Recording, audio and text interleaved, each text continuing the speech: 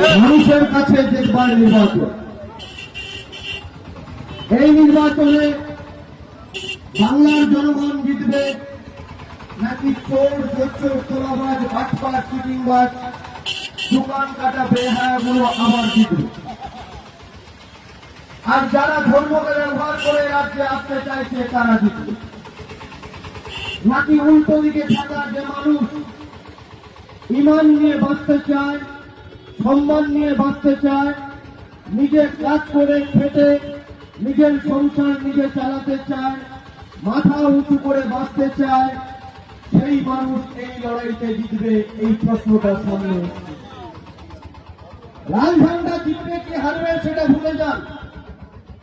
সারা ভারতবর্ষে পশ্চিম বাংলা ছাড়া কেরালায় বামপন্থী ফ্রন্টের সরকার এখনো আছে, ত্রিপুরায় ছিল বামপন্থী ফ্রন্টের সরকার। আজকের ভারতবর্ষের মধ্যে পশ্চিম বাংলায় আর ত্রিপুরায় বামপন্থী ফ্রন্টের সরকার নেই। এর আগেও দেশের সরকারের ক্ষমতায় বিজেপি এসছে, কিন্তু সেই সময় বামপন্থীরা সারা দেশে শক্তিশালী ছিল। কখনোই এসআইআর এর নাম করে হাজার হাজার লক্ষ লক্ষ মানুষের নাম কেটে দেওয়ার বাবার ক্ষমতা ছিল না বিজেপি, কারণ লাল ঝান্ডা সারা দেশে শক্তিশালী ছিল। 2002 সালে ভারতবর্ষে এসআইআর হয়েছে, এ রাজ্যের মুখ্যমন্ত্রীর নাম ছিল জ্যোতি বোস।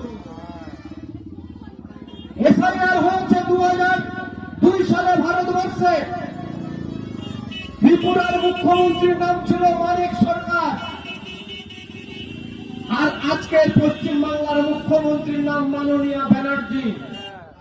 আর ত্রিপুরার মুখ্যমন্ত্রীর নামটা পাল্টে গেছে, মানিক সরকারের জায়গায় বিজেপির অন্য একজন। সারা ভারতবর্ষে কোটি কোটি মানুষের নাম বাদ দেওয়ার হিড়িক পড়েছে বিজেপি করেছে।